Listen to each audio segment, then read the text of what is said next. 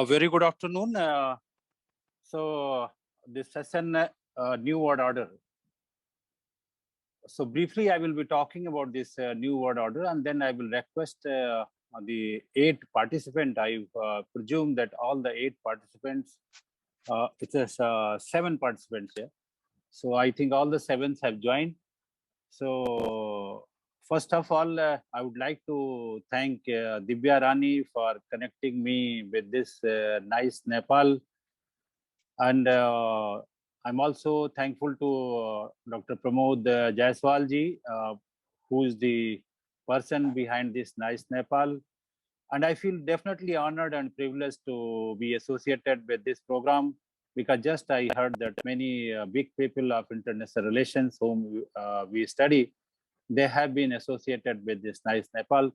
So really it's a matter of honor and privilege personally for me to be associated with nice Nepal.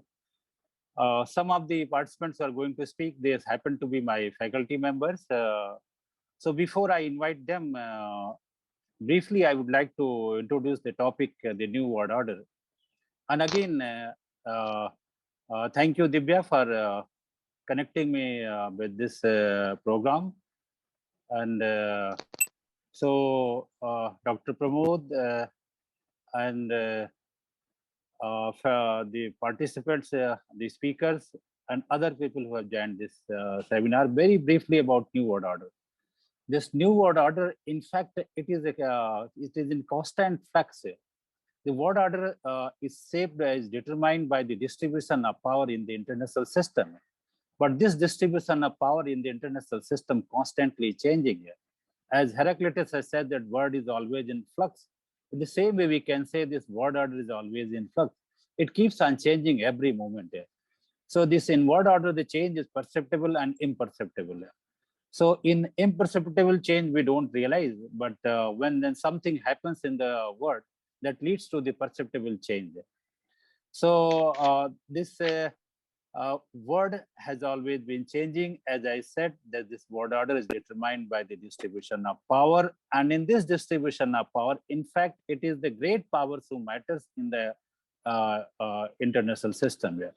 And great powers are always few. They can be counted on the fingertips. They are always in a singular number. They are never in double digit.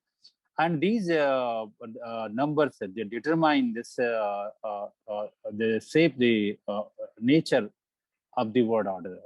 It can be unilateral world order, it can be bilateral world order, it can be multilateral world order. It all depends upon the concentration of power in the international system. And this always keeps on changing. So now, when we look at the contemporary world order, so we find 3 different scenarios there. So there are a large number of scholars whom we can call conservatives. They still feel that this American-dominated world continues. And they say that there have been many challenges to the American-dominated world.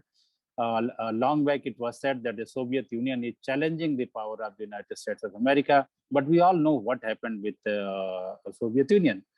Then again, at the time of the end of Second World War, Cold War, at the end of Cold War, it was said that it is Japan and Germany, the 2 defeated powers of the Second World War. They have emerged victorious because economically they were so powerful.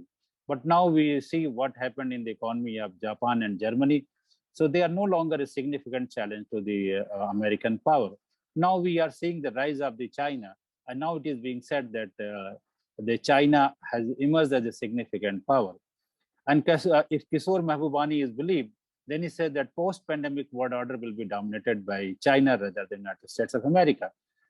So various these predictions regarding the world order is there. Right now, we are passing through the pandemic. So it is still very difficult to predict what kind of world order will be there. But for time being, we can safely say that American dominance continues despite its pathetic condition in Afghanistan. So, so this world order is constantly changing. Let us wait for some more time, the pandemic be over, then we can get a clear picture of what kind of world order will be in the post-pandemic period. So with this introductory remarks, we have 7 panelists. So without wasting much time, I would invite Dr. Wagisa Suman, who happens to be faculty member in my own university, Banaras Hindu University. Thank you. So over to Wagisa Suman, and I think the organizers have given 15 minutes. Pramodji, can you confirm 15 minutes or less than that? 10 minutes maximum, sir. Okay, 10 minutes, yeah. So Wagisa, Okay. kindly stick to the 10 minutes. And it is my request to all the panelists, please stick to the time given to you so that we can have some time for discussion also. Over to Wagisa Suman. Thank you so much, sir. Thank you so much, Dr. Pramod, and thank you so much, Divya, for basically roping us all in this wonderful event. I was part of this event last year for the Women Conclave, and it's like, coming back again to the same platform. And it's always wonderful getting to listen to so many wonderful people from international relations. And of course, we having given the opportunity to participate. So as sir has already introduced the topic so well, so I will be taking forward, this discussion, and this discussion would rather be in terms of very general reflections about this new global order, which we all are very, anticipating. So the question of the unfolding of new global order is certainly one of the most debated and discussed topic these days. And why only international relations scholars? There are rumblings for changing of global norms, rules, ideas, practices, even in the political corridors, and even in the layman understanding of the affairs of the international too. More so, these changes have been accelerated because of the global pandemic of coronavirus. So as repetitive as it sounds, because of the watch over the ensuing global order, these discussions have been going on very enthusiastically in the academic circles for more than a decade now. So there have been predictions for the decline of American primacy at the global level for more than a decade, and that China's rise has been certainly much anticipated for. However, the task that this presentation is going to take up to itself is to narrate the prescient dealings of the scholars of various theoretical positioning on this question of ensuing of a new global order. But first thing first is to make sense of what the contemporary global order entails and what it must entail in order to prove itself of some worth. Second, does the rise of China really impinge on the rules, norms, and institutions governing the current global order? Third, where does India lie amidst this debate on the new global order? Fourth, what does IR theory has to offer in terms of building a case for a really just and sustainable global order for the current global order or liberal international order, as it is said, whose crumbling appears to have and people across the world. So notwithstanding the pitfalls of this liberal order, its openness and ease have been noted for its more than a century of survival. In that sense, it is really very important to examine what makes world orders durable in terms of their rule-based, norm-setting, institution-building capacities. These are more of reflections and thoughts which I have tried to engage in. So the great debates in IR have well been divided in terms of their understanding of issues of wars, conflict, peace, since the very inception of the discipline, a little more than a century back. And the question of the global order has also kept these theoretical schools quite in an engagement. So whereas the liberal internationalist vision in its idealist and neoliberal avatars has championed the cause of international institutions and global liberal values-based norms to keep the international system in place, the realist theory in its various shapes has questioned the use of ideas, norms, rules within the international system to hold much ground for a peaceful world, rather putting the emphasis on the distribution of power and capabilities in the international system, evident in the writings of Mearsheimer, Walls, and Grieco, etc., as the determinant of international outcomes. Now, realists of almost all genres believing in basically cyclical power transitions have rather seen the world's power positionalities in a predictable fashion of status quoist and revisionist powers. The likes of Robert Gilpin and Charles Kinderberger, their work is remarkable in this fashion. However, what has been coming up most importantly in the post-1990s world has been the growth of what has been recognized as also constitutive theories such as critical theory, constructivism, post-structuralism, etc., which have questioned the theorizations based on this agency structure dichotomy in IR, and have very importantly made a call for theories and norms, identities, shaping our reality realities of even international importance. So what is very important for me as an observer and doer of international relations is the insight these theories provide in terms of questioning the normative foundations of the global order impinging our times. So for one thing, it is the recognition that global order is not just about the rise and fall of some powers or the change in the distribution of their capabilities and power, but also the question of what values they bear with them and what norms, rules, and principles of coexistence they have the potential of bringing on the table. This prevailing liberal global order or liberal international order, whose demise has appeared like a clarion call, is something which is either looked at with much an ensuing nostalgia or a semblance of a forbearance, and both of these I claim is overstated. So first, the financial crisis of 2008, the rise of populist nationalist governments as a trend, the reluctance of US leadership on many issues, and the shift of global economic nucleus towards Asia, with the rise of economic giants, China, India also to much an extent, and the massive Chinese economic programs and agenda through parallel institutions of economic governance like NDB, Asian Infrastructure Investment Bank, BRI, etc., have caught the discourse of the global order at the right place. But does this rise of a power also, is this also an harbinger of new set of rules, norms, values, practices for the international society? Now, this is a very important question. And this question entails a journey of our present global order, the liberal international order, as it is called, and on which remarkable work has been done by one of the foremost scholars of our times, G. John Ikenberry. His work is of tremendous value in terms of analyzing global orders, and in particular, the liberal international order. So this paper takes you from his work and tries to epistemologically situate the question of changing global order through this analysis of global order and what builds and sustains global order. So as Ikenberry makes a very convincing argument that large, durable, and expansive international orders are built around three features. One is the configuration of power. A leading state or a group of states can only create and lead an international order if they have material capabilities to coerce an entire states into the order. Second, there must be some measure of legitimacy to the rules and institutions that mark the order. The leading state must, in some sense, gain the normative approbation of participating states. Finally, the order must provide functional returns to participating states. That means the order must solve collective problems or provide services and benefits to states within the order. So the critical characteristics of a durable order need not exist on some absolute scale, according to Ikenberry. They need only exist relative to alternative orders that might be on offer. So orders may be more or less built around a dominant power, more or less based on a normative consensus, or more or less able to provide functional benefits and services. But international orders will rise and fall to the extent, he says, these characteristics are manifest or not. And this theoretical unlayering of global orders provides a very useful insight to see and analyze as to how the liberal international order has been this expansive and durable on account of these three dimensions of power through coercive and material capabilities, some measure of legitimacy, and of course the issue of functionally being able to provide benefits to collective issues or collective problems.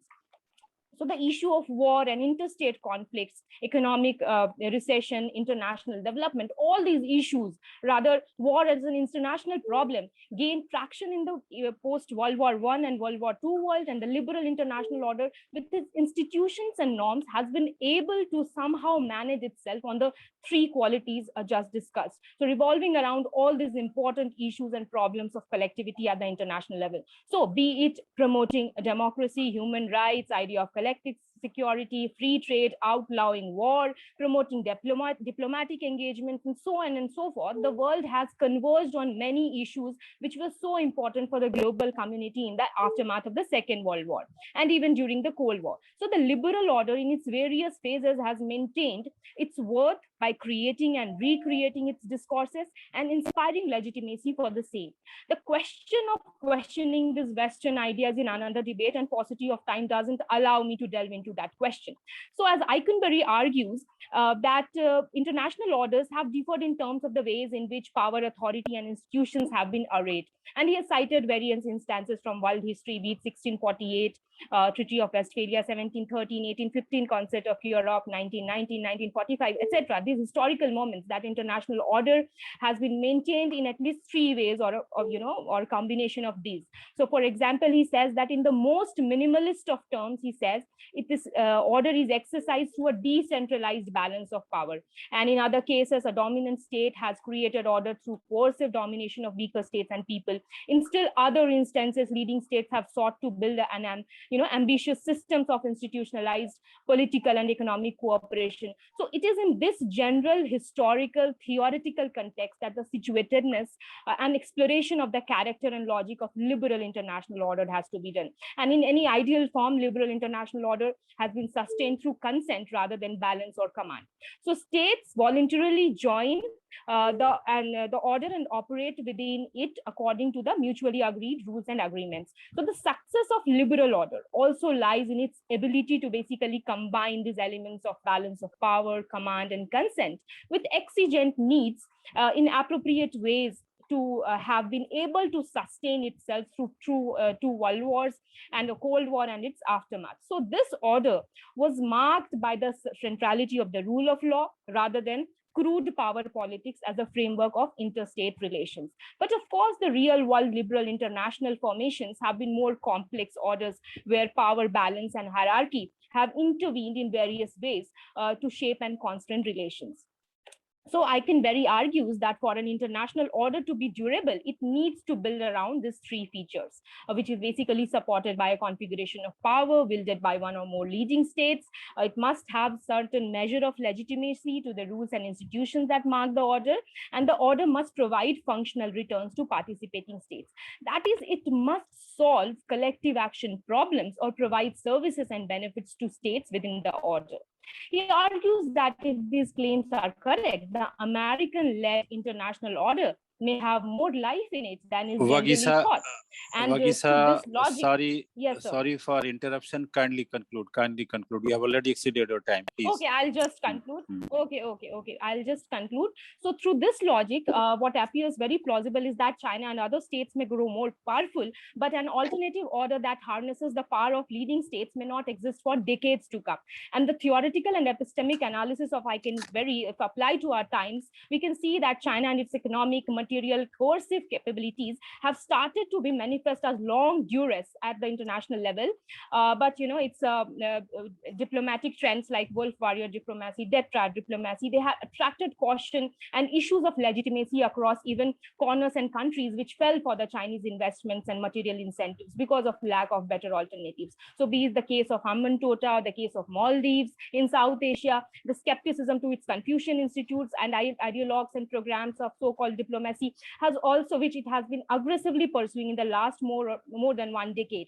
So all this basically, causes little caution. And so, as we are inching each day towards, a new kind of problems of collectivity, be it, a global environmental catastrophe or resurgence of global pandemics or the world marred by artificial intelligence induced future, basically the leading hegemon has to be able to provide the vision and capacity to set rules, norms, practices, guidance for these collective problems, which in the near future basically doesn't appear to, despite all this hue and cry about the crumbling of liberal global order to happen anytime soon.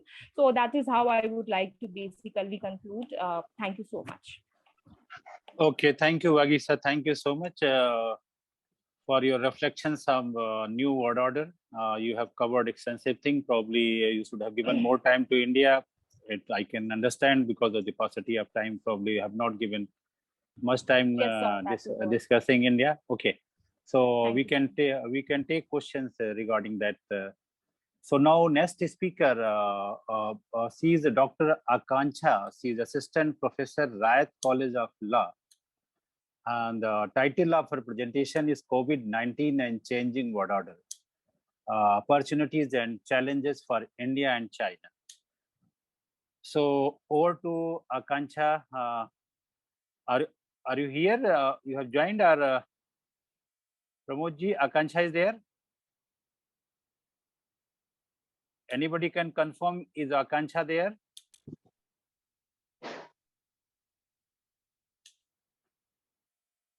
Akanksha, if you are in this webinar, kindly confirm your presence. Otherwise, I should move to other speaker.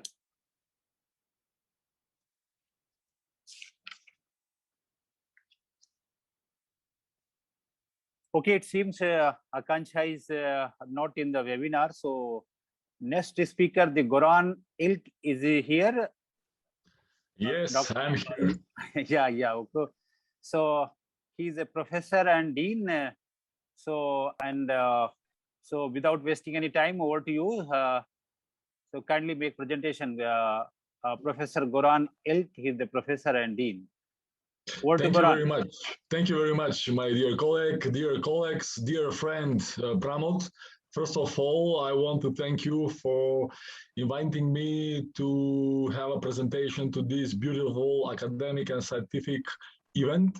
I must say that I am flattered that I have an opportunity to participate in the previous international conclave, which was one of my excellent organized international academic events.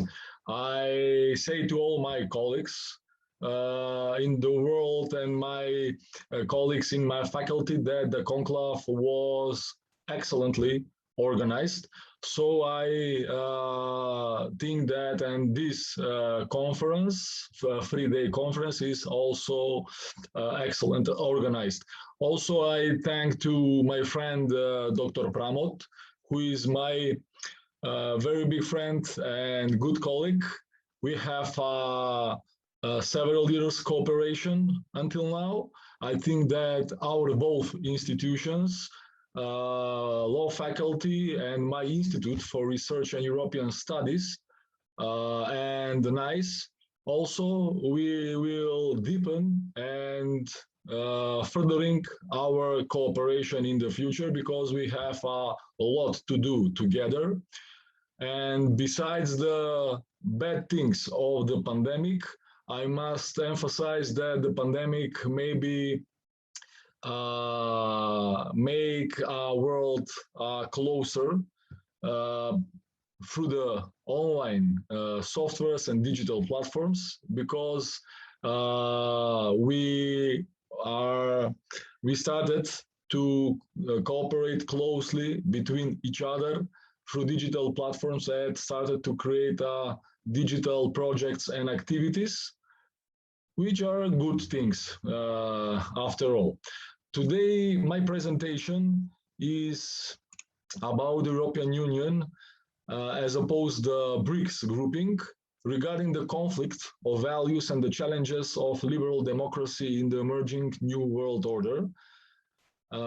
Before I start to present my findings, I want just to stress that my PhD dissertation was on New World Order, and also my very strict interest in international relations is exactly the New World Order, and I was very satisfied when you organized this conference on that topic. I have one book of mine about the post-American world order and the European Union also.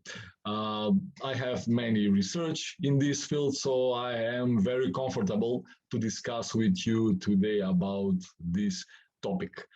The European Union constitutive treaties contain a set of values which promotes and affirms cooperation instead of conflict, and also respect for international law instead of the power politics.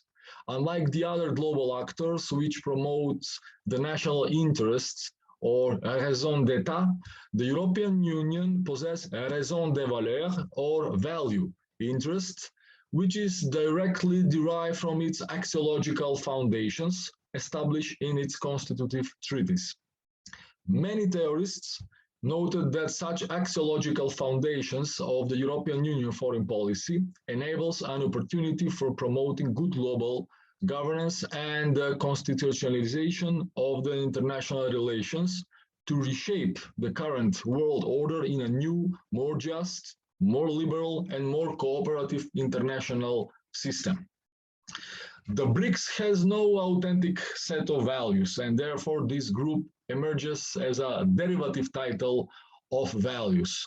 It is complicated by the internal divergences among the BRICS countries in terms of internal value harmony and their potential for value sharing, similar to the European Union. The BRICS is internally stretched between the liberal and illiberal trends, which disables all attempts to create a coherent political structure and common value system. The value system of one part of the BRICS countries is in contradiction with the other part of the BRICS. There is an internal conflict of values and lack of the common value system. Some of them accept the values of the liberal world order, such as democratic freedoms and human rights, while the others anticipate more or less autocratic or illiberal values. Only Brazil, India, and the Republic of South Africa can be considered as countries that highly accept the values of the current liberal world order. Russia and China are separate from other BRICS members. Both countries seek to improve their political, economic, and military performance, seeking to gain the power to impose their influence in the international context. The former director of the EU-Russia Center in Brussels, Fraser Cameron, acknowledged two democracies, Brazil and India, and later the Republic of South Africa, a democracy with authoritarian leanings, such as Russia, and an outright authoritarian state, such as China, cannot rely around the shared values that such gatherings like to espouse. The grouping of India, Brazil, and South Africa is a much more natural grouping compared to Russia and China, as stressed by the former ambassador of India in Brazil, Mr. Amitava Tripathi, who said that BRICS is a heterogeneous lot consisting of energy exporters and importers, democracies and autocracies, aspiring hegemons, and demographic disasters. Taking into account the European Union global reasoning, the new international context seemed to become more complex and confusing for understanding, and also more heterogeneous one, composed of various actors, such as the European Union, United States of America, BRICS, Russia, China, and also less liberal compared to the present world order.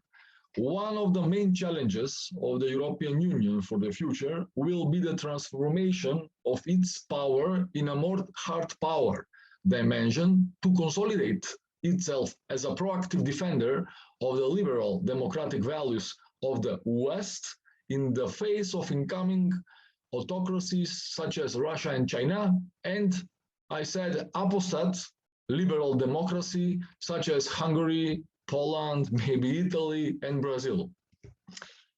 Hence, I can say that Hungary, for example, with Viktor Orban, Italy with Matteo Salvini and his proponents, and the Teflon populism of Poland's ruling party, serious risks to deviate from the liberal character in a non-liberal, sovereignist, and more autocratic direction.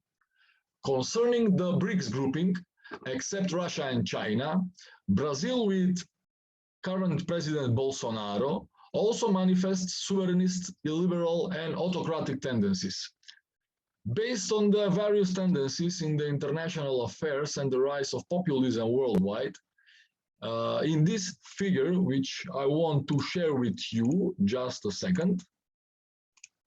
In this figure, I present the image of the current international context with the accent on the European Union, United States of America, and the BRICS also. So it can be concluded that the current international system is starting to manifest very dynamic attitude of its constituents, Particularly, it's very interesting to know that the new international context is a kind of unconquered terrain, a maneuver field freed from the rules of the present liberal order. This figure shows the main global shifts and tendencies, and if the contours of the new international context are reminiscent of that, then it is definitely a creation of a world in which liberal values are of lesser importance. Based on that, the former United States administration of President Donald Trump, together with its populist counterpart in the European Union, with Hungary, with Poland, with Matteo Salvini, Italy, was started to move towards the building of a new axis, the axis of illiberal democracies or illiberal countries. But after he lose the elections with newly elected President Joseph Biden, that trend stopped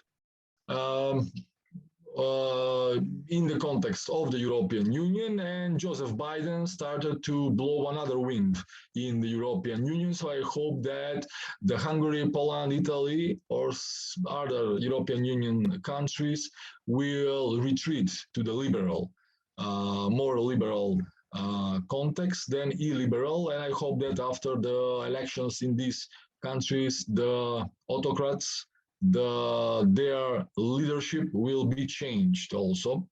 So the question is not regarding the international context, the new world order.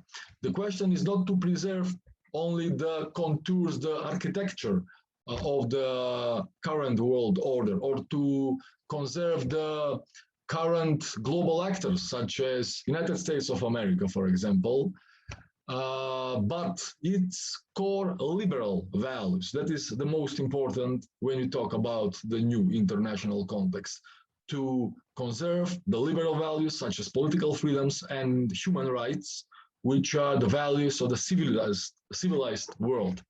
So that is the Rubicon that cannot be allowed to be crossed. Obviously, the contest between liberty and power has been ongoing for millennia, and so it will be in the future.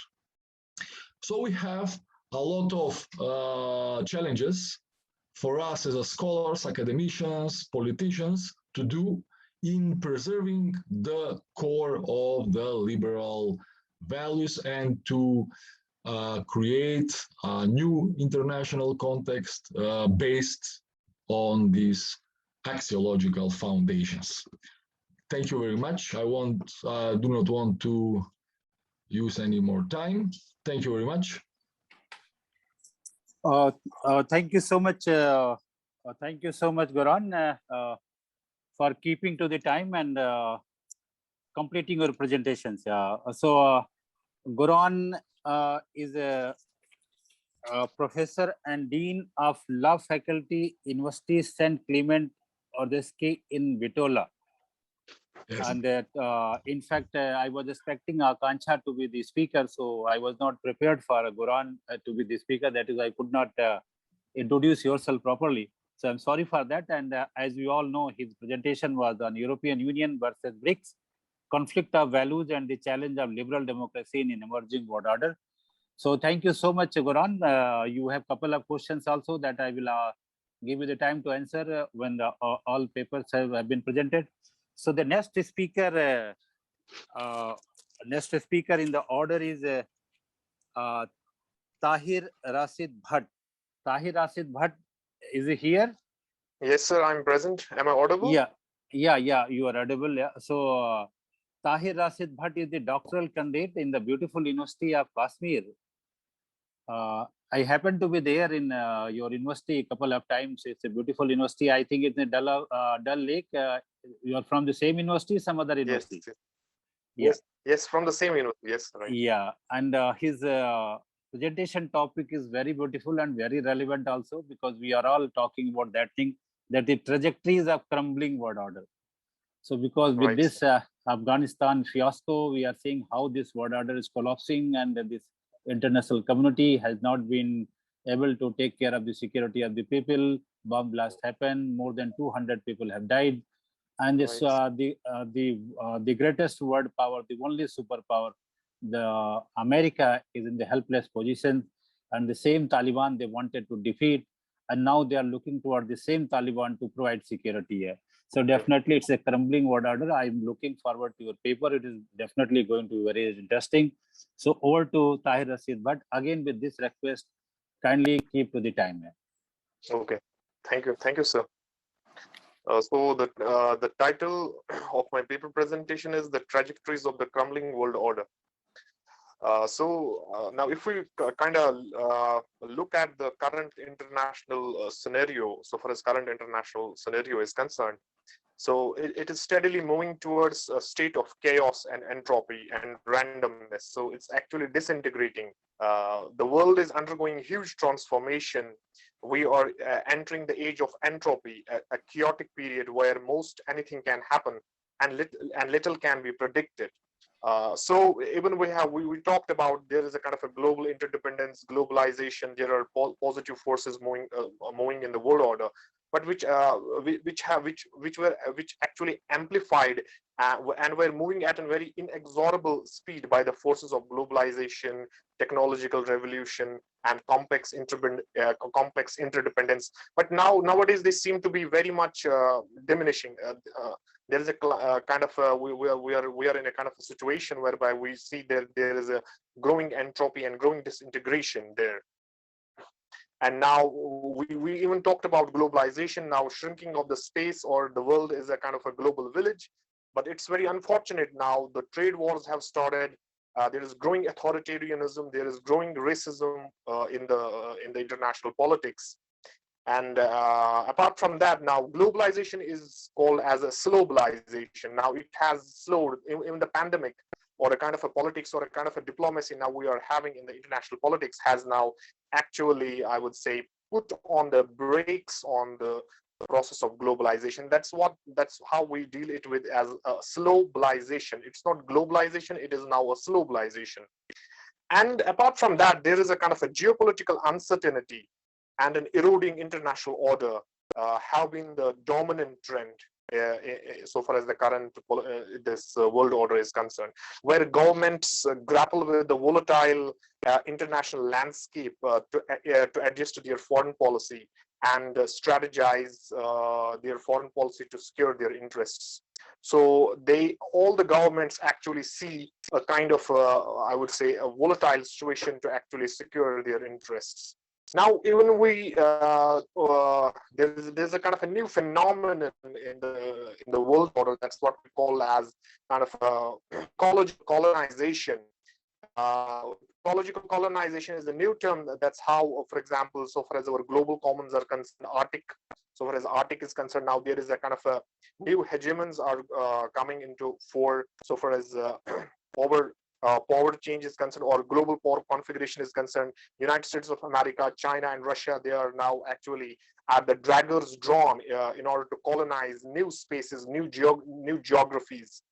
So now this is testing the limits of the global governance structures. That where are the global governance structures when these preponderant powers are trying to actually control these vast geographies, or I would say the geographies which are part of the global commons. And one more significant factor that's actually eroding the international rule-based international order,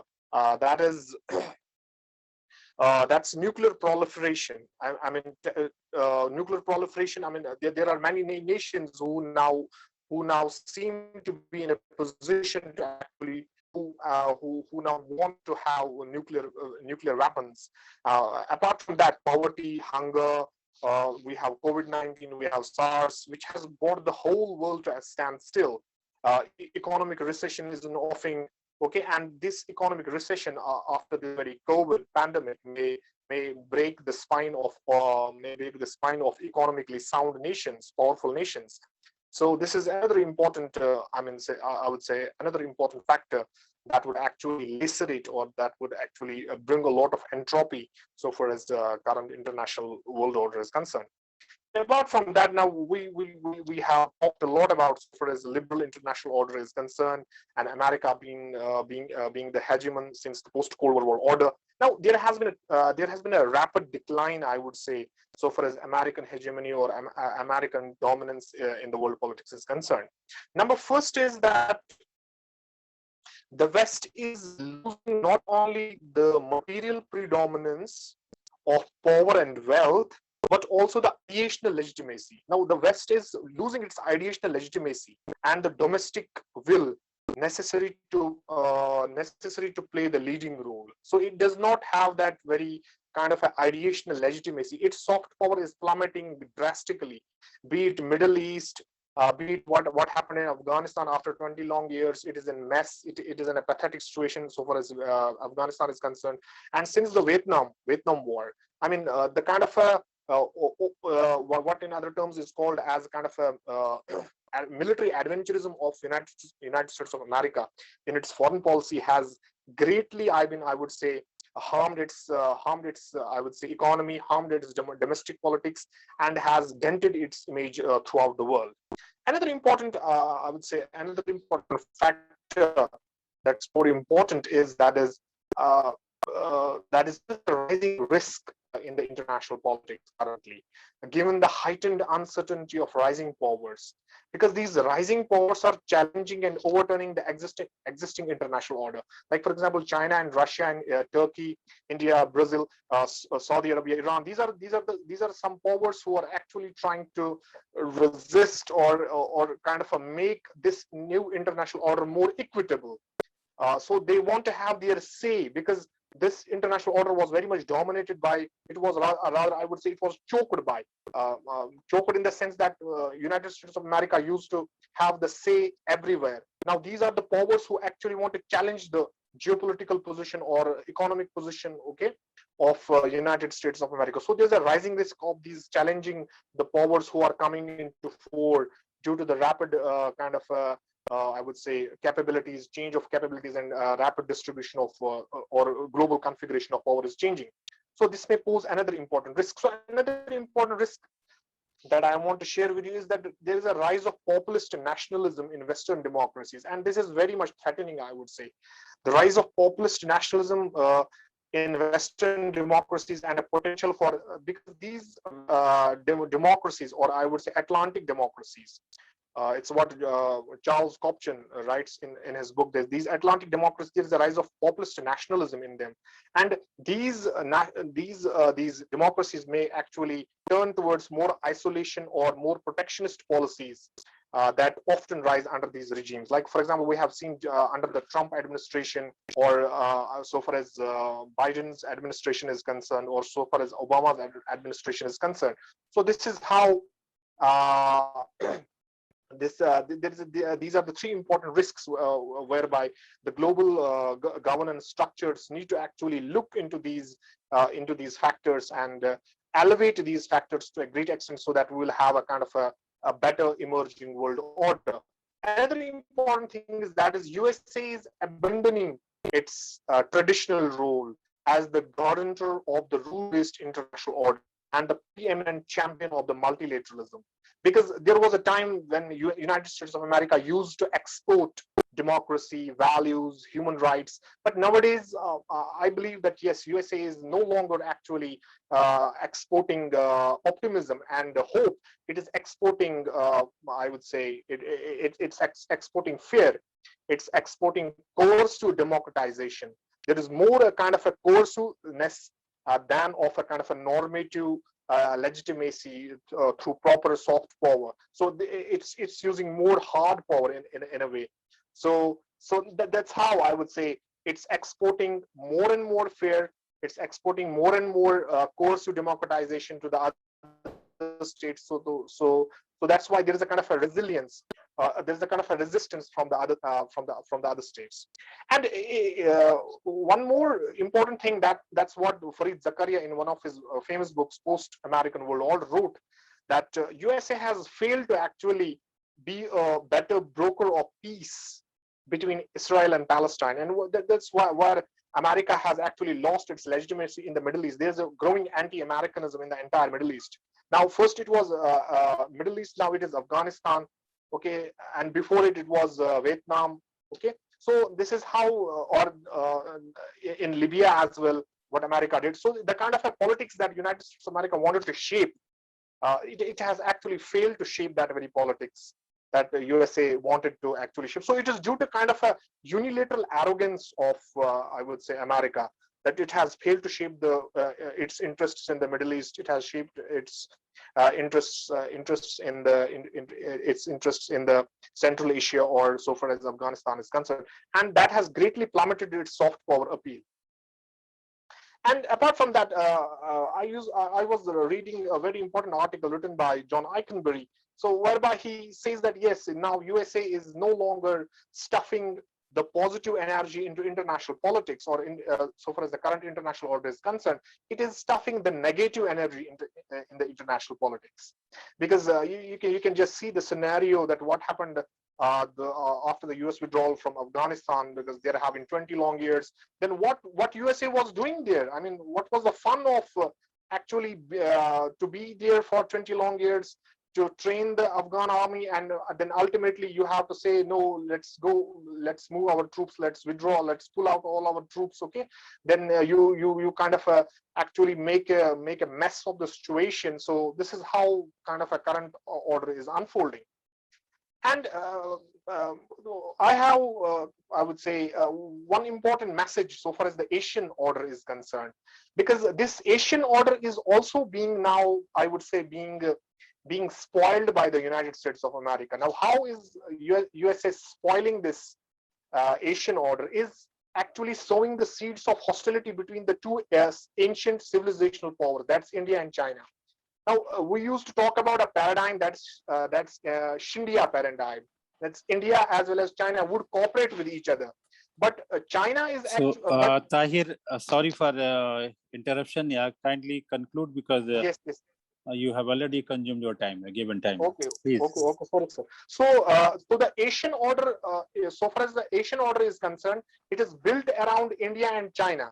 So if they cooperate with each other, so we are going to have a very beautiful and a very prominent and a very, we would celebrate Asian century. But unfortunately, the quadrilateral so far that is being created by the United States of America is going to sow the seeds of hostility between China and India. And then it may dent again, it may spoil the Asian century again. So we do not want to lose our attractiveness and allure of Asian century, because 19th century was the Pax Britannica, then 20th century was Pax Americana, now 21st century must be an Asian century. So I'm emphasizing that, yes, we want back our Asian century. Thank you. Thanks. Okay, thank you, Tahir. It was a beautiful presentation, but you said there's a declining soft power appeal of America. So it's very difficult to agree with this. You see the long queue at the Kabul airport. Everybody wants to take the available flight to reach to America. So the American dream still remains intact there. And the Chinese dream still has not come. And even India dream is far away. So there is no dream. The only dream in the world is the American dream. So American dream is still intact. As far as this American dream will remain intact, this American soft power will remain powerful. Right. Yes, the protectionism and the rise of populist nationalism, unilateralism, these are the many challenges to the world order. And the crumbling world order, which you have titled Trajectory of Crumbling World Order. The world order is always making and remaking, is the continuous process here. So world order is never a static thing. It is always a dynamic thing. It is always moving. So like Heraclitus, we can say that we can't step twice in the same river. So world order always changes, whether we realize it or not. So it is always crumbling, but at the same time, the remaking process is also going on. Okay, with this note, I will invite another student of mine, Anurag Shukla. He's a student of Banaras Hindu University. Is he here, Anurag? Anurag, are you in this webinar? Sir, he has not joined it. Okay, so so I'm moving to the next person. He's Dr. Saddam Hussain. He's a assistant professor, Government General Degree College. The place name is not given, and his title of presentation is Coming Up Asian Global Order, Geopolitical Implications for India in Post-Pandemic Days. So, Saddam Hussain, are you there? Saddam. So, Saddam Hussain, it seems he is also not there. He's there, sir. He's there. So- Saddam, please unmute yourself. He's on mute. Maybe we can't hear you. Saddam, we can't hear. Please mute and unmute yourself. Maybe there's some error with your. Yes. Still, we can't hear you.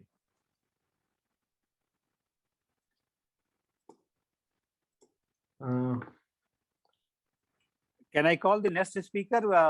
Because So Saddam. next speaker, Asma, has also not joined. She'll not be able to join. But Anurag was there for few minutes. Then he got disconnected. So we should wait for Saddam. Yes. Saddam, could you please log out and log in again? Maybe in 1-2 minutes.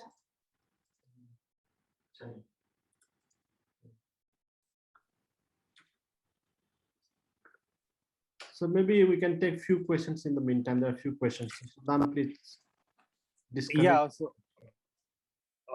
So, I'm reading the question from the chat box, and then we can take the oral questions. So, there is a Savitri Thapa Gurung. She has asked 3 questions, and the question number 1 seems to be directed to Dr. Wagisa Suman, and Savitri Thapa has asked that where is India in the changing world order? So, Wagisa, can you reply this question of Savitri Thapa? Where is India in the changing world order? Yes, sir. I would like to respond to this question.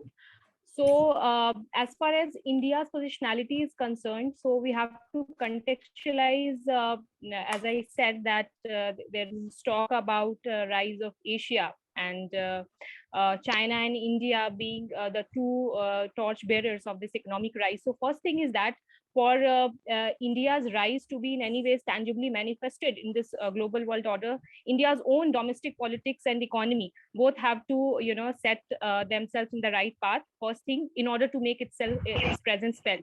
Second, in terms of soft power, which we, because soft power as a, policy and as a, very important dynamic in international relations, India needs to, make use of its soft power potential very carefully. As far as I was going through some policy papers of IC, in Ministry of External Affairs and ICCR, and they don't have really very tangible, concrete ways of basically reaping the benefit of its soft power potential. So I think both those on 2-3 issues, India really needs to work very hard and set its priority right, like it has done recently by focusing on its immediate neighborhood, where it is being continuously embroiled because of China's string of pearls policy and all. So that is one thing I would like to say. Okay, then again, Savitri Thapa Gurung's question, and she has not indicated the name, but it seems this question is to Goran. The question is, has pandemic played a role in the change of world order? Has pandemic played a role to change the world order? Sorry, Yes, yes, again, thank you very much. I'm just repeating the question because probably the question is, has pandemic played out its role in the changing world order?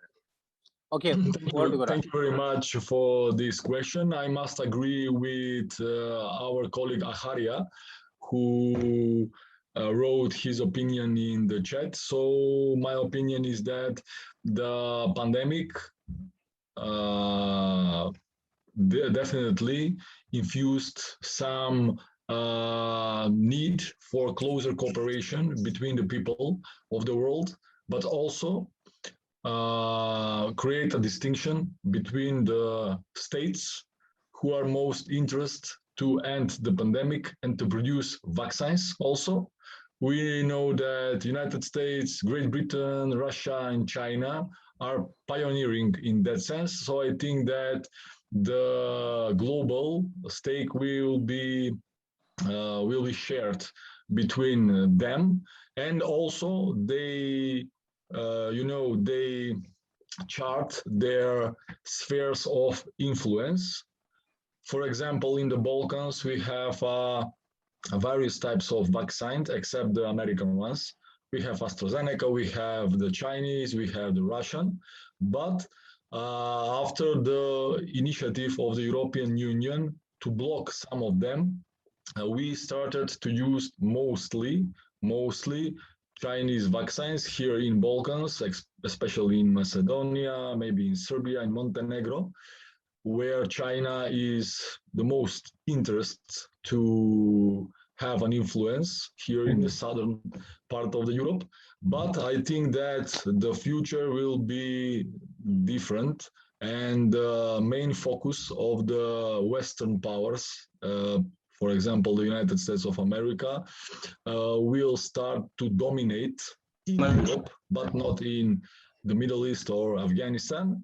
So their retreat maybe from Afghanistan, maybe their retreat is delimitation of their influence only in Europe and some particular parts of the world, but not as a dominant global hegemon or a global policeman. But what is more important regarding the pandemic and the new international context? Okay, do you hear me now? Yes, Goran, kindly quickly conclude your answer so that I can invite the next speaker to speak.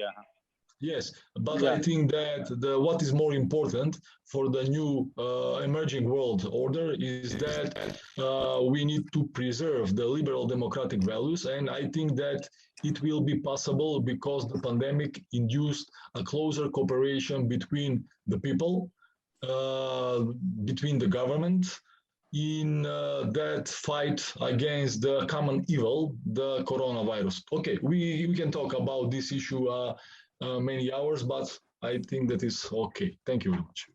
Okay, thank you so much. So hope Saddam Hussein has joined. Sir, I have joined. I don't know. Am I audible right now? Yeah. Now you are visible and audible also. Okay. So over to Saddam Hussein. I have already introduced you to the audience. So kindly go ahead with your presentation. All right. Thank you, Chair, and thank you, Team NICE and its Director Pramod Jaiswal for organizing this beautiful thought-provoking session. With this, without delaying, I'm privileged that I have given an opportunity to speak here and to share my concerns through this prestigious platform. So the topic of my discussion is the coming of Asian global order and geopolitical implications for India in post-pandemic world, post-pandemic days. So recent studies of many research institutions, think tanks, and academic discussions in the field of international relations, geopolitics, history, war studies, etc., all has been covered a very common theme that what will be the world order in post-pandemic days, who will be there to dominate the global geopolitics, neoliberal order could survive or it would be replaced by a new one, multilateral order would be there, or the world will again dominated by superpower geopolitics. These questions are very complex in nature and quite difficult to answer at this moment, but the thing which is very clear that the current world order will be replaced by a new one. The Asian global order is an emerging geopolitical reality where Asian superpowers will play a dominating role in the global geopolitics. The factors behind it are various, and among which assertive rise of China in global geoeconomics and geopolitics, particularly due to the weakening of America, the spaces that has been vacated, it has been fruitfully exploited and captured by the Chinese aggressive power presentation and power projects and capabilities. And the second reason, that is the coming back of the revisionist Russia under the presidency of Putin. And the third reason behind this coming of Asian global order is the rise of India as a middle power and that strategic autonomy in regional geopolitics. And moreover, India is also looking forward for a sphere of strategic influence in Indian Ocean region and regional geopolitics. Pandemic has also contributed to this changing global order. So, and this is not something new. Rather, the very beginning of 21st century is equal to the Asian century or Asian order. Asian supremacy has been regarded as post-Vasco da Gama order or kind as the continental shift. Again, it is not due to pandemic. Rather, the COVID has intensified this transitional process of changing global order. So the thing that is clear that this present global order would be replaced by a new one, or it would be reshaped or reshaped by this pandemic, whatever. So geopolitical concerns for India in post-pandemic years are the very important theme of discussion of my today's presentation. So the very first geopolitical concern for India in this emerging post-pandemic world order is rise of assertive China. I know people will question me for positioning China as a threat, but that's the reality. Comparatively peaceful and tranquil border of LAC has been altered by the hostilities between India and China since the beginning of the second decade of the 21st century. And India and China has faced up each more than 5 times in deadliest skirmishes. China emerged not only as a competitor of America in global geopolitics, it influenced the rise of India in many ways, be it border dispute at LAC, where Doklam, Galwan Valley, and many other incidents have been happening or happened. And it's a diplomatic support to Pakistan and many other enemy states of India has also been troubled India's rise or India's future aspirations. The maritime strategy, what strategic thinkers called a string of pearls, has also been obstructed India's development, and China's move to obstruct India's path in United Nations Security Council as a permanent member, or to confining Pakistan for terror activities have also been halted or obstructed by the China's active geopolitics in United Nations. Around 5 times greater economy and military expenditure of 4 times high, China will remain a constant threat to India's regional geopolitics. Not only that, China has obstructed many times India's path, it has been also competing India on Middle East and Central Asian geopolitics. The second issue of concern is China, Russia, Pakistan, Iran nexus. This emerging nexus or non-formal structure has been troubling India's future aspirations as well. In this nexus, all the states except Russia have anti-India sentiment in their domestic and international politics. Russia's closeness with Pakistan and China has also worsened the strategic community in New Delhi. This nexus will diplomatically, strategically, geopolitically, and economically emerge as a threat to India's future endeavors and security and stability of the region. India needs a strong alternative to nexus to deal with this emerging non-formal structure or non-formal structure, and what might be an alternative in near future. The third concern for India in post-pandemic world order is the weakening US. US emerged as a major extra-regional actor in Asian geopolitics. America officially entered to the region for so-called rebalancing Asia, which is imbalanced due to the assertive rise of communist regime, particularly Russia and China, and to ensure safety and security to the small economies of the continent. The peaceful and integrated development of Asia is very crucial to the America's Look East strategy, which is aimed to develop Indo-Pacific and Asia-Pacific regional security setup. India, though officially is not a member of American-led Western Order or groupings like NATO, it became an important strategic partner of Latin and South Asian geopolitics. Former US President Barack Obama has affirmed India's rise in the interest of America, regional and global stability, global economic growth, and America was committed to being India's partner in this transformation. This shared interest of the both largest and oldest democracy, the new Nixon doctrine, and the changing geopolitical reality in the region is best exemplified by signing of bilateral civil nuclear deal, LEMUA, COMCASA, BECA type of agreement, bilateral agreement, and multilateral or quadrilateral quad type of agreement. So a strong American presence in South Asian geopolitics may help India greatly to deal with China, Pakistan, and their nexus. Considering the anti-India stand during his vice presidency coming of the Biden administration in America is also a worsening factor in New Delhi's future endeavors. next crisis, which next crisis in post-pandemic days for India is the rise of Taliban in Afghanistan. Although it's not a factor that is due to that is emerged due to the COVID or pandemic, Afghanistan is very crucial for India's strategic landscape, and it provides an entrance to Central Asian states and even its strategic importance. India has invested billions in Afghanistan. India has geopolitically enabled Afghanistan to strengthen its interest in West Asia and Central Asian states. Energy became the most desirable element of global politics since the last decade of the 20th century, and Central Asian states are known as energy hub. Both India and China compete to get maximum out of Central Asian energy market, but given the US decision of withdrawal from Afghanistan and once turmoil, and eventually captured almost all important centers of governance there, the turmoil of Afghanistan by Taliban presents crucial challenge for India in near future. Chinese support to Taliban is an attempt to obstruct India's tries to control the regional politics of West Asia and its entrance to the Central Asian geopolitics. And further, and finally, the most important challenge to India in post-pandemic years is the stagnant economic condition. Global economy has faced toughest time after the Great Depression due to the emerging trend of lockdown or shutdown to combat the outbreak of COVID-19.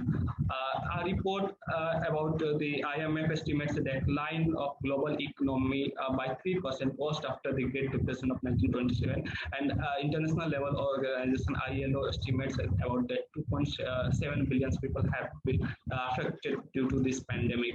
Millions of people have lost their jobs. Unorganized sectors, trade, tourism, sports, entertainment, and many other sectors are crucially affected by the pandemic. Pandemic has break down the national growth strategy of many countries adopted for decades. India is not apart from it. The pandemic emerged as a destructive factor for Indian economies and health sector. India is assumed to be second worst affected countries from the COVID-19. India has faced a slump of minus 23.9 in the June quarter of 2020, and India's GDP has contracted 7.3% in 2021. Weak economies are failed to maintain. The maintenance of regional hegemony requires huge finance and military support. Weak economies are failed to maintain a highly trained and advanced military, the real strength of our country.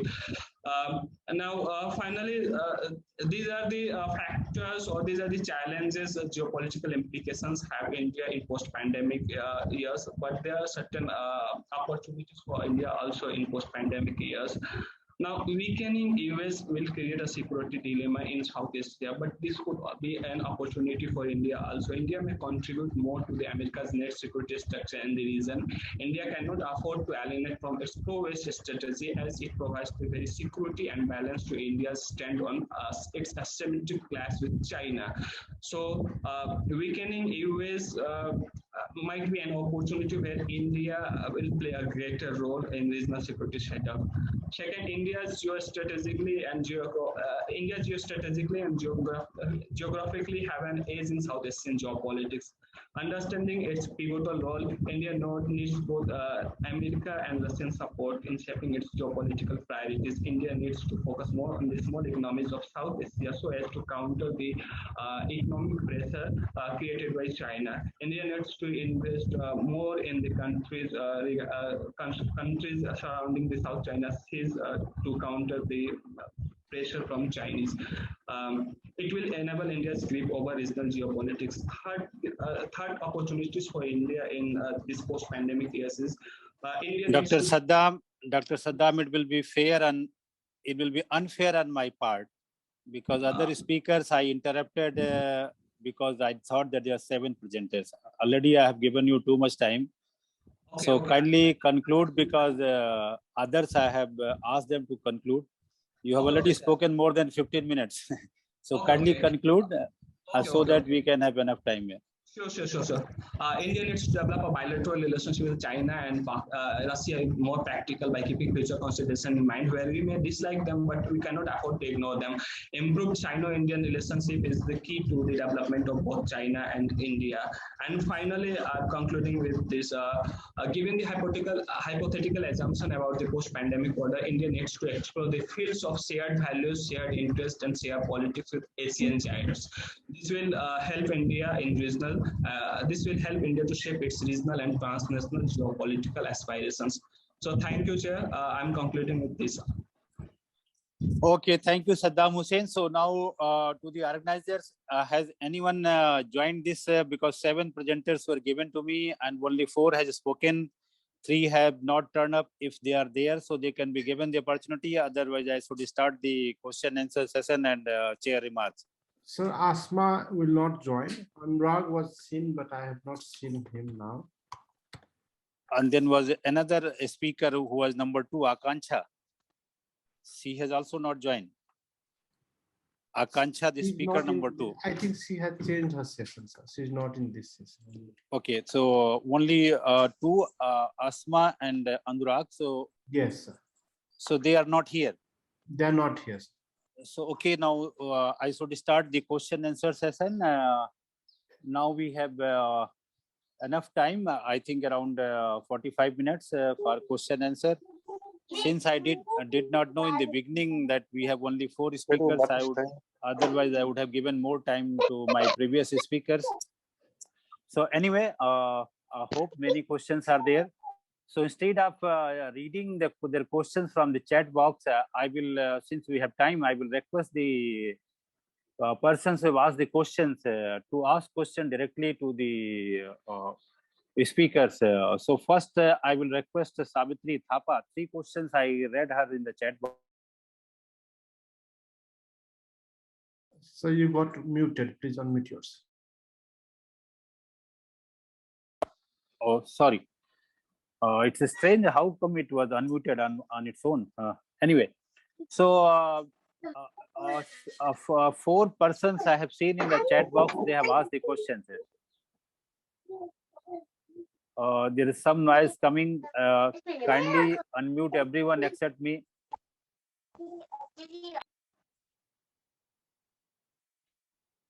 Okay, so 4 persons have asked the questions. Their questions are read in the chat box. So since we have enough time, so I will request the person who have asked the questions to directly ask their question to the speaker. So first, I will request Savitri Thapa Gurung. She has asked 3 questions, so 2 have been already answered. The 3rd question related to Afghanistan has not been answered. So I will request Savitri Thapa, you ask your question directly to the speaker. Savitri Thapa. Hello. Yes, we can hear you. Good afternoon, all. Namaste. I just wanted from anyone, what is the Afghanistan crisis role in changing world order? Okay, so what is the impact? Yeah, your question is directed to everyone or any specific speaker? Anyone or Okay. everyone.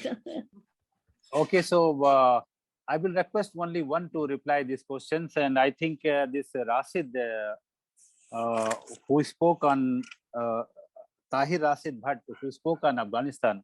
So can you take this question, Tahir Rashid? Right, sir. So what is the question? Could she repeat the question? Her question is the role of Afghanistan crisis in this global order. How it has impacted the unfolding Afghan crisis, how it has impacted, or how it is impacting, how it is impacting the global order. Right. So far as the fall of Kabul is concerned, Afghanistan is concerned, I mean, this would particularly, I would say, this would streamline the global order. Streamline in the sense that because people all over the world, or all the states all over the world, would come to know that yes, it was a bloody colonial smug project of American nationalism all over the world, especially in Afghanistan. So the kind of a racialization, gendered space that was created, graveyard of empires, it was called.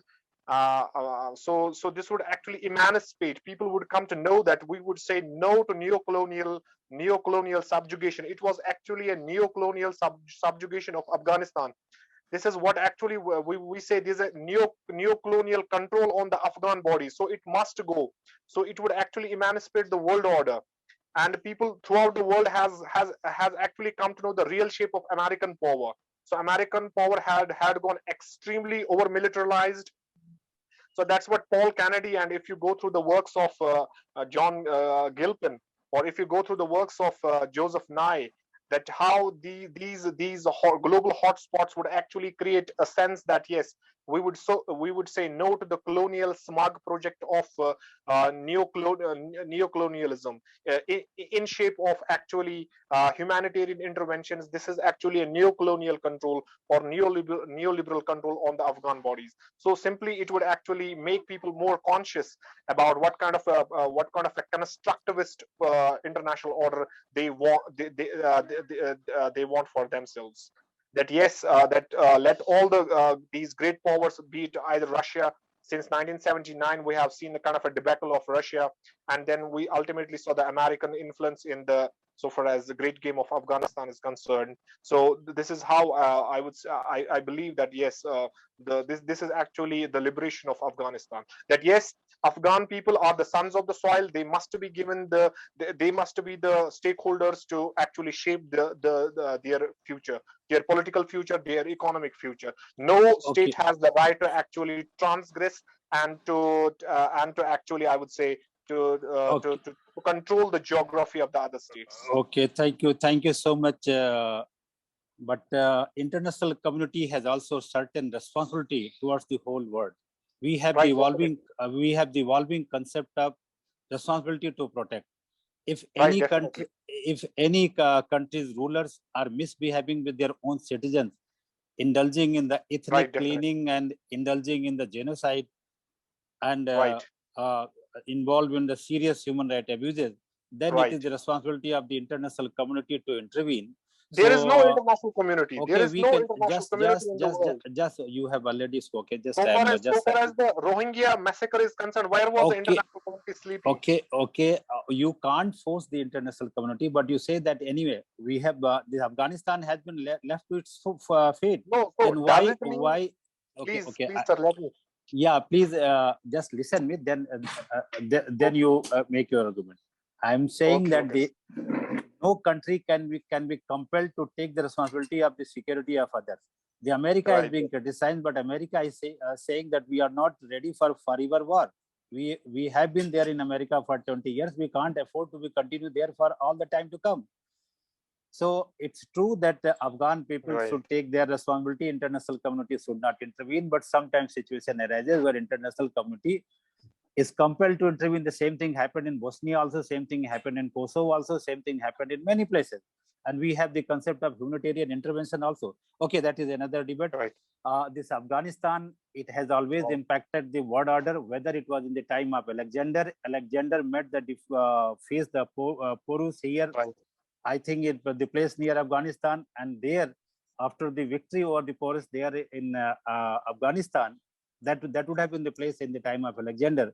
Alexander's army revolted against Alexander because they did not want to invade the Magadha Empire, which was such a huge empire, mighty empire of that time. And when Alexander started retreating, he died on way, could not reach to the Macedonia, and his dream of empire came to an end with that. So from that time, from the time of Alexander, this Afghanistan has always played a role of a graveyard of empires. Same thing happened with the Britishers also. They tried to control Afghanistan and met with the same fate. And then the decline of Britain started. Same thing happened with the Russia also. They also intervened. And then again, they met with the same fate, and the Russia, the decline of Soviet Union started and it disintegrated within 2 decades. I don't know what the future lies for United States of America, but the kind of situation the American power has been placed right now, their image has been dented, and now the kind of situation they are placed in, where their credibility lies in shambles.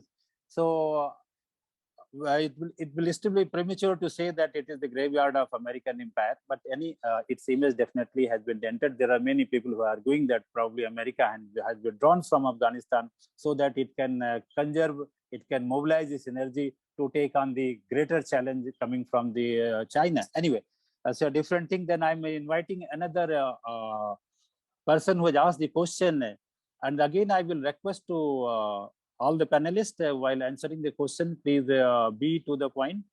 We have enough time. still we have 40 minutes. So we have plenty of time. So, but keeping that doesn't mean that if time is 40 minutes, you go on speaking without any break. So be brief so that we can take a large number of questions. We are 37 participants are here.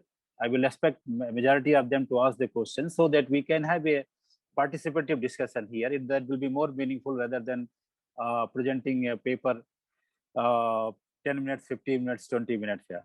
So now the next person who asked the question is Mr. GP Acharya. If he is still in the webinar, so I will request him to ask his question directly to the panelist.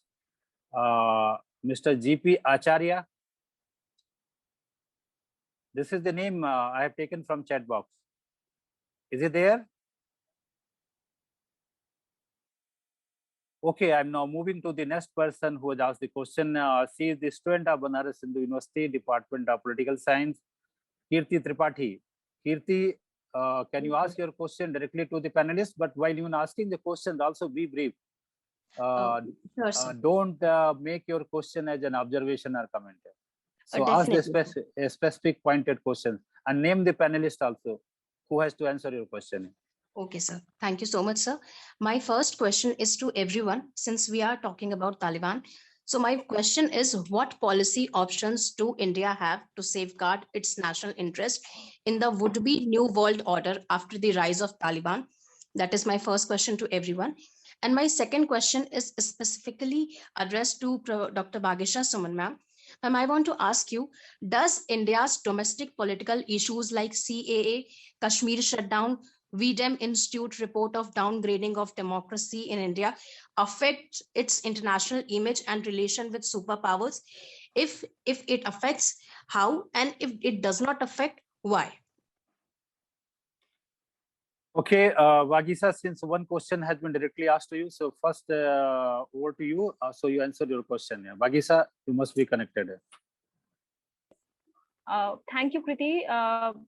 That's a very important question. And so far as the issues which you have raised, definitely they have their effect on India's international image. But so your first question to that, my answer is yes, it affects India's international image.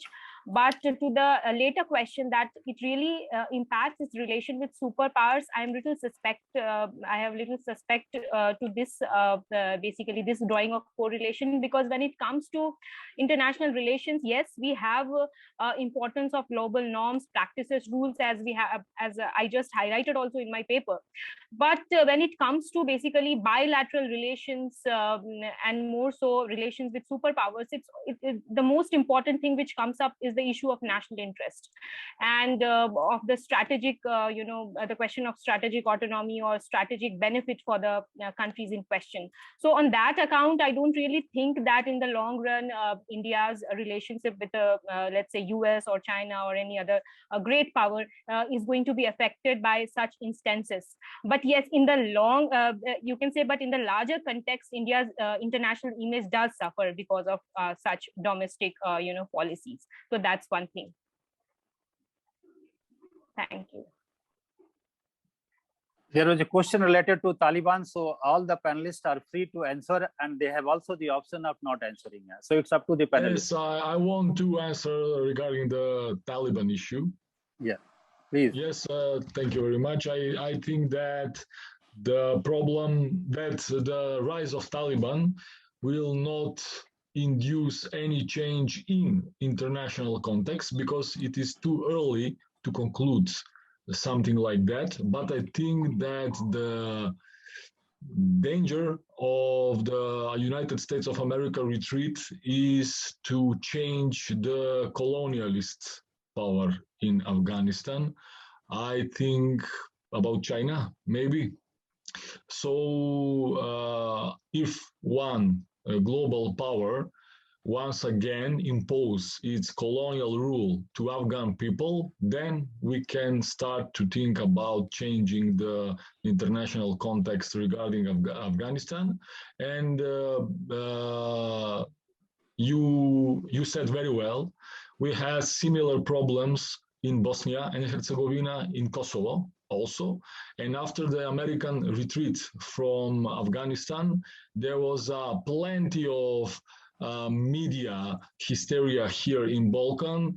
Does the Americans retreat, and from Kosovo also, regarding the fact that Kosovo people support the American rule or American influence in Kosovo as opposed to the Afghanistan. So Kosovo and Afghanistan are different cases. Maybe we have Americans as main determinants in two of them, but the Kosovo is wanting to keep the American in their country because they are afraid if American retreat from Kosovo, then Serbia will attack and to regain the sovereignty over the Kosovo territory. So there are two different cases. So my main point is the danger and the challenges of swapping the colonizers. If we do not have Americans now, do we have a Chinese in the future? That's, I think, that is the essential question. Thank you very much. Sir? Yeah, just wait. Any other panelists would like to answer these Taliban questions? Okay, since question regarding Taliban has already been answered, so okay, Kirti, you want to ask some other question? Yes, sir. So my question is to Gorain Ilik. So he said that in near future, it would be early to say that Taliban's rise will change world order. But won't it be right to say that in coming time, Taliban's rise may hurt India's national interests? Goran? Yes, I understand, but I think that Taliban are not, they are not crucial factor, but if they are used by some external power, then they will become a crucial factor. Today, they are not crucial factor. They are too small regarding the whole country of Afghanistan. They are weak. They are not have adequate weapons except the American ones they stole. But if some external power, for example, China or Russia, maybe, if they started to use the Taliban to impose their colonizatory rule, that will be the problem. So we need to be careful how we treat the Afghanistan, and we need to observe which of the global powers will try to recolonize the Afghanistan. I support the independence of Afghan people, of course. I support their sovereignty, their self-determination, their struggle for democracy, freedom, etc., etc. But the problem is if Afghanistan, via or through the Taliban, become once again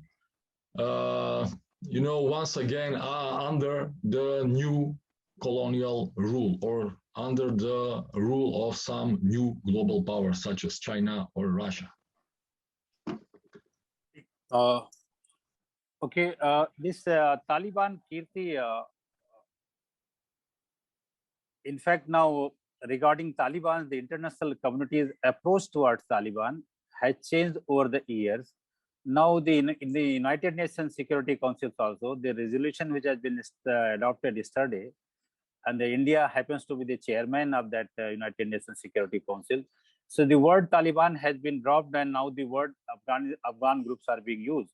So now Talibans are being engaged by the most of the countries, and probably Indians are also engaging Taliban, if not openly, then definitely secretly. And there is a strong demand in India that openly India should engage the Taliban. And Talibans now are being courted by everyone. And now the international community has drawn a distinction between the good terrorist and bad terrorist. Character-wise, we scholar we ठीक है. Or can you mute yourself? Organizers, please mute. Yeah. So the international community has accepted Taliban as an legal international actor, and the international community is engaging with the Taliban. Every country is engaging with them. India also, with a lot of hesitation. Now they have also started engaging them. So now the Taliban enjoys a kind of legitimacy. And now the effort of the international community and all the leading powers, great powers, is to make distinction between the good terrorist and bad terrorist. So Taliban over the years has become the good terrorist, and now they want to use the Taliban to fight against the Islamic State of Khorasan or other extreme group of Islamists. So the role of Taliban has changed over the years, but it is also very confusing because this distinction between the good Taliban and bad Taliban, the good terrorists and bad terrorists, is very confusing and sending a very wrong signal. And if international community is involved in fight against terrorism, so I think this distinction will not be very helpful, because terrorists are terrorists, and making distinction between different kind of terrorists and labeling them in the soft and hard and good or bad, it's sending a very wrong signal. Anyway. Supplementary, sir. Just a question, sir. Just a question, sir. Okay, be brief, because we have other people also who are in the queue to ask the question. Yes, sir. So as we discussed that India has engaged with Taliban very hesitantly. So was it India's mistake? No, it is not India's mistake. There is no option left for India. If India wants to secure its national interest, its strategic interest in Afghanistan, then there is no option for India except to engage Taliban. Taliban is a reality, and they have to engage it. Otherwise, they will suffer, because Pakistan and China will use the Taliban against India, and that will be against the strategic interest of our country. Okay, so there is another participant who asked the question. She is again our student of Banaras Hindu University, Department of Political Science, Ranjana Singh. So Ranjana, can you ask your question directly to all the panelists? If your question is to all, then tell it. And if your question is to particular panelist, identify that particular person. Over to Ranjana. Okay, thank you, sir. Am I audible, sir? Yeah, you are audible. So my question is to Dr. Bhagishya Suman. First of all, it was a very wonderful presentation. So thank you, ma'am, for presenting this. Ma'am, as you have mentioned at the end of your speech, quote, China's tactics are able to influence nations in a better way due to economic bets, unquote. And this is even after the global condemnation of China for the current pandemic. So, ma'am, my question is that do you tend to agree to the economics view of the world order, as Sir has highlighted in the beginning, that whichever the strongest economy will determine the world order regardless of any other factor? Or is that do you agree to something like existence of the Chinese hegemony particularly? Thank you, ma'am. Thank you, Ranjana. That's a very good question, and not just a good question, but it also really highlights the nuances as to what we really mean when we, call for the rise of a particular power or a hegemon at the global level. So, and at the very beginning of my presentation, that's why while I was referring to international relations theory, I was pointing it out to, of late in the post-1990s, the contribution of post-positivist constitutive theories in basically addressing such questions. And I will come to that. So while I was theorizing this whole question of global order and, how it is not just basically as Eikenberry and many scholars of his likes basically posit this point that it is not just about the change in the distribution of capabilities and power, but it is also about what a particular country has to offer on the table in terms of bringing new rules, norms, or practices into popular prevalence. So that is one thing, and in that context, probably the rise of China has to be seen. So one thing is very clear, that its economic might, its economic weight is basically alluring for many countries in basically because of the lack of a better alternative. So that is one thing. But how does this economic maneuvering, economic bait, or you can say that material capabilities really, is it really able to transform itself into legitimate set of rules? First thing. Second, is it going to be of any functional utility to the problems, the collective problems of, international community? So on these two grounds, basically, I really suspect that China will be able in the long run to really sustain itself, at least in the near future. Second thing, I would just like to take, a use of Coxian lens. If you heard of this very important critical theorist, Robert Cox, who basically, when he talks about world orders and hegemony, he very importantly makes use of the importance of not just material capabilities, but also ideas and institutions. So the institutions, the alternative set of institutions, which are much being, speculated at, like I mentioned, Asian Infrastructure Investment Bank or NDB, or for that matter, BRI, which has been also been compared with Marshall Plan in the of the Cold War era. So all these institutions, they are basically lacking transparency. One thing, they are also being questioned on the grounds of legitimacy. So if you basically look at all this scenario, that is what I was trying to put into perspective and reflecting that in that context, probably China's rise in terms of basically setting out new kind of practices, norms, doesn't appear to be a very tangible thing in the near future. On that ground, probably your question basically points to a very nuanced understanding of what really mean when we try to make sense of the rise of a power. I don't know if I'm able to answer your query or not, but I tried my best. Thank you so much.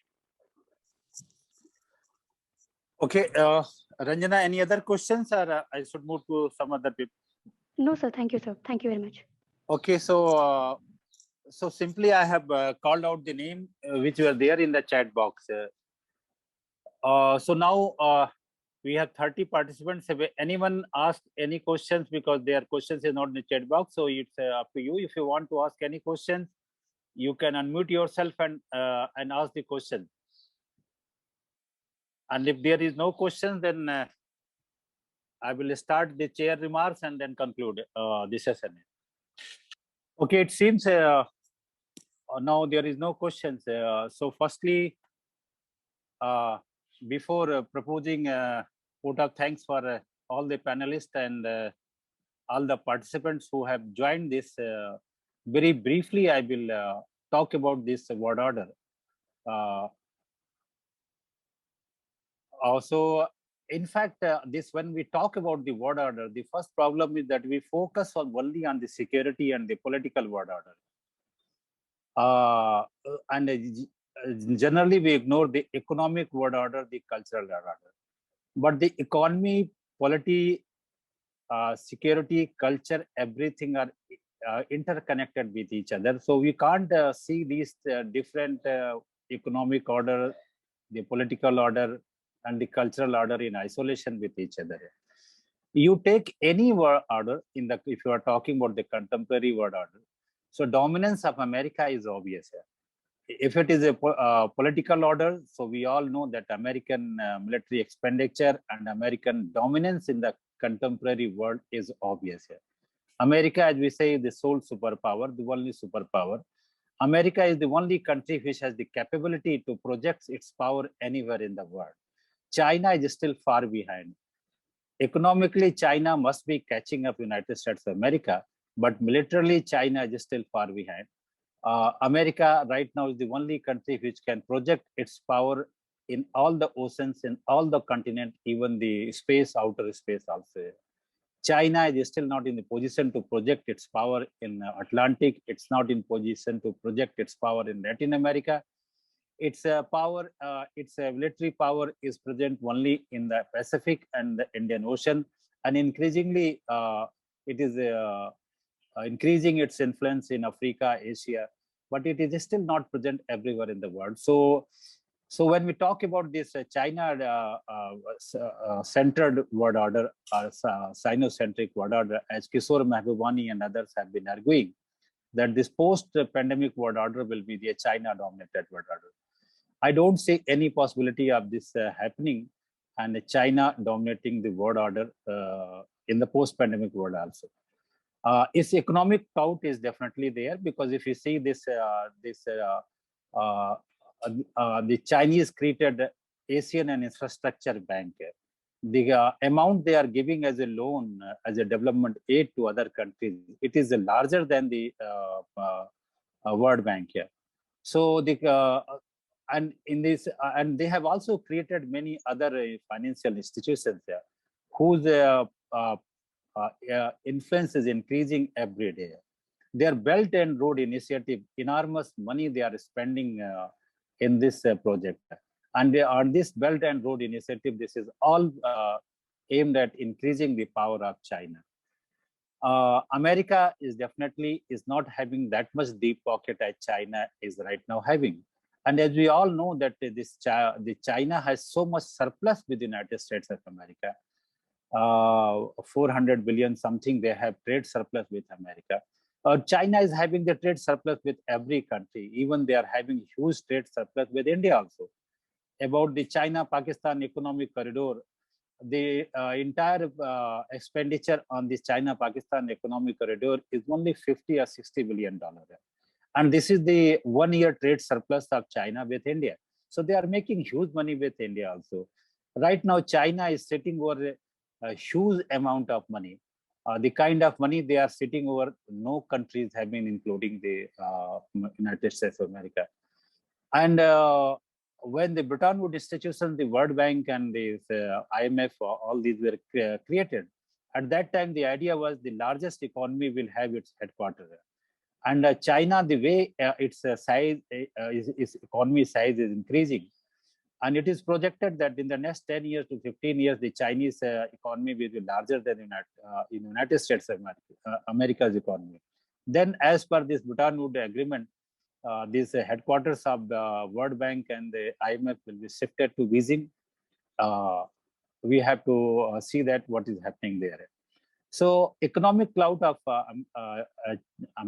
China is definitely increasing. And in the same way, we can say that economic clout of America is declining. But even in the field of the cultural field, where we say the soft power, there is still no competitor to United States of America. So this American power, because of its soft power, because of its, as in the beginning we said, we discussed about the American dream. America remains to be the most powerful country in the world. And if you say the responsibility towards the international community, right now it is America who is airlifting all the Afghan people who are in the crisis. And they are taking to their own countries. More than lakh people have been evacuated from Afghanistan within a couple of days to United States of America. So we also can say that it is the America which comes forward and accepts its responsibility. The countries like China, Russia, and others who are challenging the American power, they have not come forward and they have accepted their international responsibility that they should also evacuate these Afghan people to their own country, whether to China or whether to Russia. China is only interested in the exploiting the resources of Afghanistan, and they want to use Taliban to humiliate America. So the Chinese interest and Chinese behavior is not such that which is inspiring hope to the international community. Good or bad, we can criticize America, but it is the only America which has come to bail out Afghanistan. And the China, Russia, even Pakistan, all are simply exploiting, using the Taliban and Afghanistan just to increase their strategic influence, their power, and mainly to humiliate United States of America, etc. So the future world order, which seems to be the feasible, despite various challenges to the American power, to me, it seems that this America-centric world order will continue, despite the fact that China emerging as the number one economy of the world. So these things are there, and but even we can't make predictions like mathematicians that this is going to happen. These are the realm of possibilities. Anything might happen. after the pandemic. And the pandemic we can treat as one of the major event in the international politics, in the international history. It is like Second World War. It is like the end of Cold War. It is like the this end of this Congress of Vienna, etc. So it's a major event here, and definitely we will have a different kind of world order when this pandemic will come to an end. The kind of world order which we found after the Second World War, the kind of a different world order which we found after the disintegration of the Soviet Union. In the same way, when this pandemic will come to an end, definitely we are going to have a different kind of world order. So various papers were presented, good presentations were made regarding the India question, because there are many questions were asked. What will be the position of India in this emerging world order, or what kind of world order will be suitable for India? Definitely, world orders dominated by China will not be acceptable to India. India would not like any world order which is Sino-centric, China-centric, and dominated by China, because it will be against our interest. So if India has to choose between this Sino-centric world order and America-centric world order, definitely India will go for America-centric world order rather than the China-centric world order.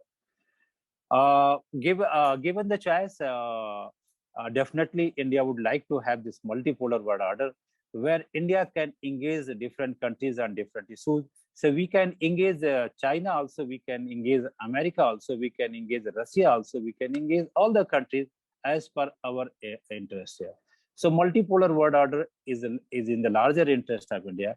But again, this world order is not in the capacity of India. India is definitely an important actor in the world order, but India is not in such a position. Its economic cloud, its political cloud is not in such that it can reshape or it can change this world order. But definitely in any world order, India's role will be significant. And that is why America is now engaging India and wants India to be on its side. That is why many American strategic thinkers have already written that if the United States of America want to contain China, then this India has to be on American side here. Even at the time of 1998, when India has gone for Pokhran 2 explosion and the international community under the leadership of United States of America was imposing economic sanctions against India. So this realist, what is his name? He has the structural realist. I'm forgetting his name. You all know, along with Kenneth Wall is another name. Anyway, so he has written a piece in New York Times at that time that instead of imposing economic sanction against India, America should support India's nuclear program, and America should support that India must have a full-fledged nuclear deterrent, because in the longer term, when America will be compelled to contain China, counter China, then India's military power will be in the interest of the United States of America. So at that time, he argued in a piece in the New York Times in 1998, where immediately in the aftermath of Pokhran II, when economic sanction was being imposed, that instead of imposing economic sanction, America should help India so that it develops its nuclear deterrent, credible nuclear deterrent. So, so there have been many American analysts who have been talking about this thing, and it is precisely because of this reason. Right now, America wants India to be everywhere, even in Quad and others also. So if America, it's India's interest is concerned, definitely India would not like to be a close partner in Quad, because we have China also, because China is our neighbor, China is our trading partner.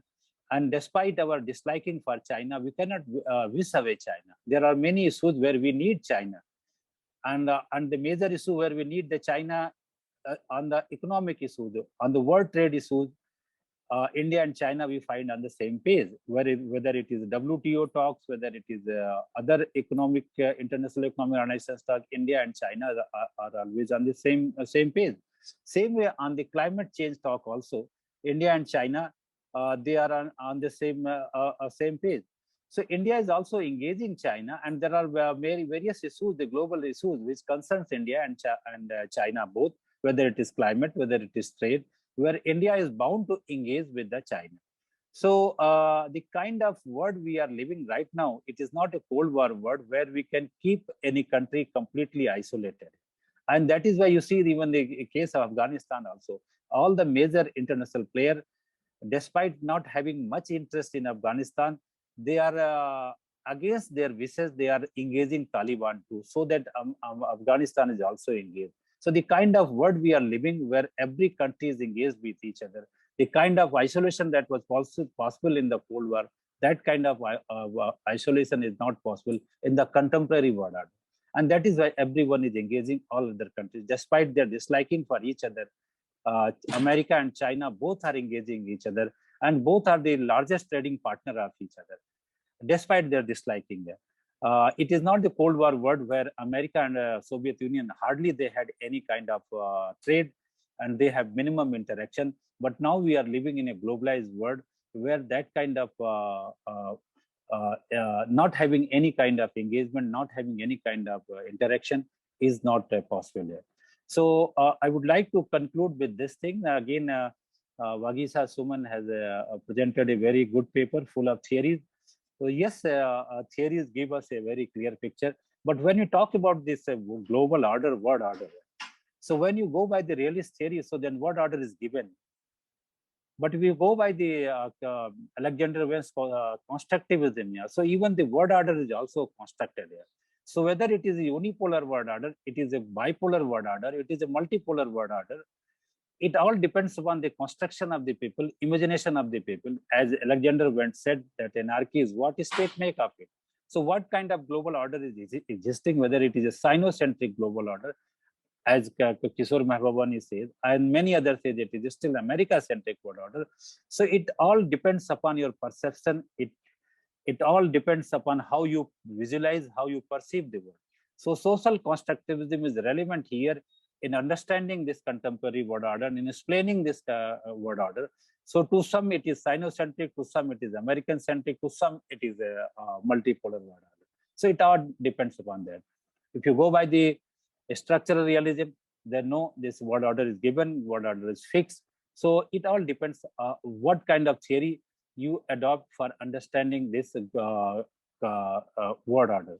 So these two theories, the social constructivism of Alexander Went and this Kenneth Walls and John Mearsheimer. In fact, that name which I have forgotten, it was John Mearsheimer who has written a piece in New York Times supporting that the thesis that America, rather than imposing economic sanction, and America should support India's nuclear program. It was John Mearsheimer's piece written in 1998.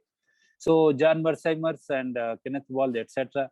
So for them, this world order is fixed, etc. So we have a different perspective about the world order, depending upon which particular theoretical framework you adopt.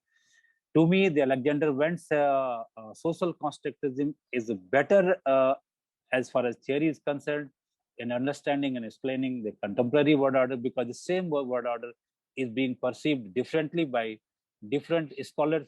Even in the today's paper presentation, also 4 scholars have made their presentation. So all 4 might have the different vision of the contemporary world order or evolving world order. So that's all about this chair remarks. I did not, earlier when I started this session, I was in this impression that probably I won't get any time to speak. But since I found that a lot of time was available for us, because the time they have given up to 2:45, and still I think a couple of minutes have been left. So just to utilize the given time, allotted time by the organizers. So I have also spoken something about this global order. I hope whatever I said, it has made sense. And again, I will congratulate all the paper presenters. They have been excellent in their presentation, and they have also been very good in dealing with all the questions. They have answered it so well. And one more thing, I will be failing in my duty if I'm not appreciating the questions asked by different participants. And so they asked very good questions so that these deliberations could be continued further. And then again, all those people who have not asked the question, even by their mere presence, they have made this session a successful session. And finally, I would like to thank the organizers who have chosen me for this responsibility. Whatever limited capacity I had as a student of international relations, I have tried my level best to do that. So thank you so much, everyone. So over to the organizers. Thank you so much. And now I have concluded this session. So it's over to you. Thank you, sir. I'd like to thank the chair and all the speakers. Now we'll prepare for the next session. Distinguished chair, speakers, ladies and gentlemen, as we have come to the end of this session, we would like to express a sincere gratitude and thanks to the chair for agreeing to chair and moderate the session today. Our sincere thanks also goes to all the speakers for being a part of the event and delivering such comprehensive and convincing presentations. We would like to acknowledge our gratitude to our friends from the diplomatic community, experts, academia, media, and different organizations. Finally, we must also mention our deep sense of appreciation for the audience who participated in the webinar and those who are watching us live. Thank you for your valuable time and attention and for making this session productive with your questions. Once again, we are truly honored to have you all with us today. Please do join us in the next session. Thank you so much.